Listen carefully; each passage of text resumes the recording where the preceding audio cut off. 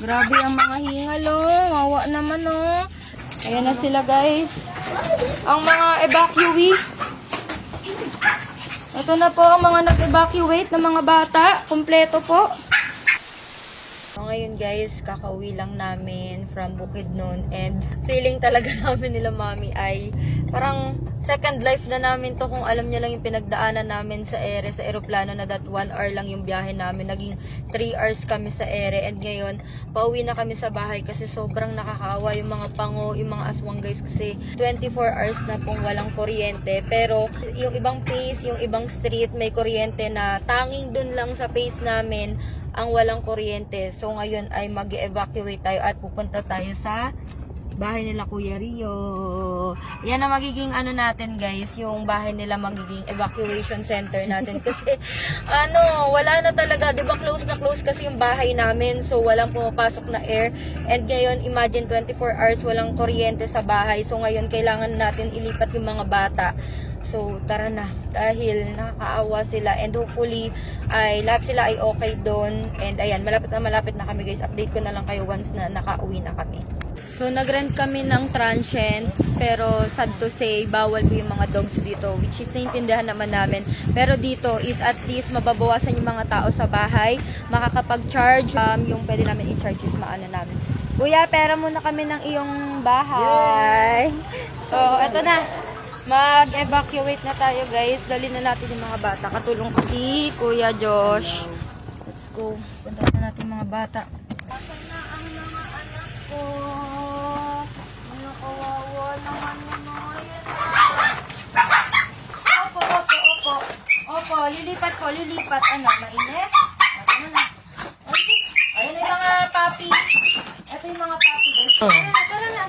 Ay sus, ang init pa. Opo! Ay, sus! Ito, lipat na. Lipat na. Tara na. Ay, sus, ang gumi sa mga puko. Ay, sus,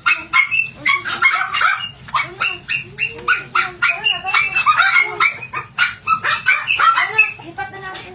Para makapahinga din kayo dito. Sino nandito? Yung kumit parang makakagalaw-galaw ka. Wala pa si kumit. Lalagay ko si Kumi. Nakadaya ko rin siya. Kumi dito. Ikaw, Kumi.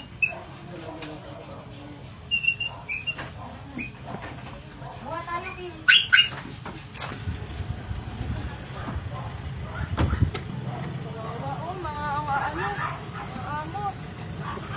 Kawawa naman yung mga yan.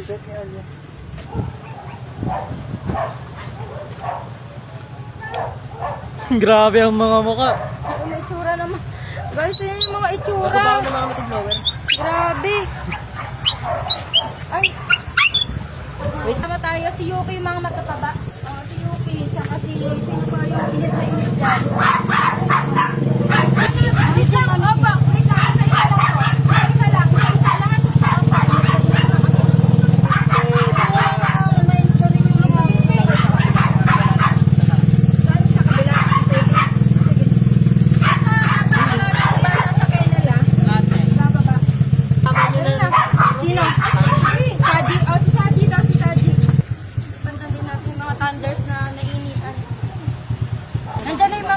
Mga diaper nila. Okay na? Ito na. Okay na po kuya. Apa. Okay na po si ano po. Si Namnam. Nam. Grabe ang mga hingal oh. Wawa naman oh. Tapos nandito sa likod yung mga baby. Tapos si Saji. Ano, press ko na. Si Yuki guys oh. Oh sus, umiiyak pa. Ito na tayo. Ito na po. Yan, dito tayo guys. Kila Kuya Rio. Buti na lang may kuryente sila. Thank you Kuya. Yan. Naka-aircon sila dito guys. Thank you talaga. Kila Kuya Rio. Yan, naka-aircon sila. Yan. Lipat na natin yung mga puppies. Ito na po. Sus, kawaw. Opo. Oo. Yun. Kumi oh. Kunin natin si Kuy dahil si Kuy ay nagawa. Ito na po. Mahulog ka, ha? Grabe, naglalaway na si Kuy Kuy. Ito na po, anak. Wait lang po. Naglalaway na. Ano na lang, be? Ano natin sila? Arrange natin sila ng maayos para nakatapat sila sa aircon. Gusto niyo, buksan ko yung aircon sa taas. Kung okay lang po. Okay. Kasi dami nila yung para Okay. mapag-iwan-iwalay po Tapos natin. sinipat ko lang yung kama doon sa kwarto. Isang kami. Yung boy. May tubigan pala nila. Ha? May tubigan po nila. Nakay po na Oo, sila. balikan natin sila doon. So, ayan na sila. May ano naman guys, aircon na sila. Ayan na. Ngayon ay kukunin na po namin ang second batch.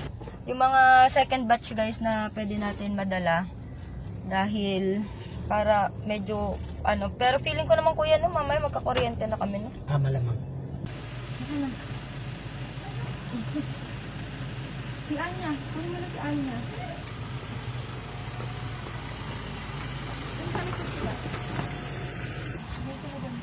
Sino pa? Si Chewy, akin na. Kunin na. Sino pa? Tutik Kimchi na naman. Si Tutik Kimchi sasabay na. Doon sila sa taas. Kawawa naman yun doon. Wala pang kasama. Wait lang mga anak. Wait lang po. Wait lang. Hawakan si Kimchi. Hindi, ikaw kasama ka dito muna. Si ano? Yan naman siya. Nginig na naman si Kimchi. Ito na. Lipat tayo, lilipat. Init doon. Ang init. Grabe yung singal niya, oh. Kapatan natin aircon. Tinawisan si Kenzie ah. Pinawisan si Kimchi.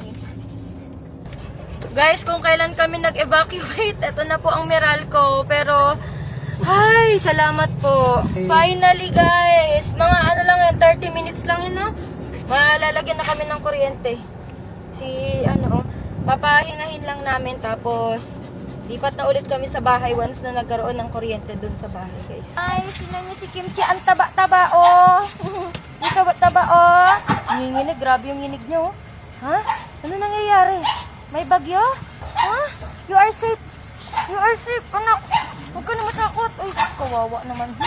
Ayan na sila, guys. Ang mga evacuee. Ito na po ang mga nag-evacuate na mga bata. Kompleto po. Ayan, nagkakagulo. Pinapalitan lang sila ng diaper para presko sila. Kahit kakapalit lang ng diaper kaninang umaga, pinalitan ulit sila ng diaper ngayon. Tapos, kukolektahin naman natin yung mga cage kasi yung mga aswang. So, ayan na po ang mga bata. Aayusin lang po sila para presko. And, next naman is yung mga pusa. Pero, yung mga cats naman guys is goods naman sila. Pero ita-transfer natin. Pero palipat na din naman sila kasi nandun naman na yung Meralco. Kukunin natin yung mga aswang. Lipat na tayo. Kunin na natin ang mga aswang. Tapos sa cage lang sila para malamigan. Yung mga pusa po. Pero sa cage lang sila. So, finally guys, ay nakapag-evacuate na lahat ng mga bata. And update po, lagpas 24 hours na po kami walang kuryente. And dito lang sa transient, sa ibang place meron. Pero finally ay nakalipat na sila. So again, thank you po kay Kuya Rio, kay Ate Arlene dahil pinatuloy po nila ang mga pango. So yun lang guys, stay safe. Yun lang, update ko na lang kayo ulit.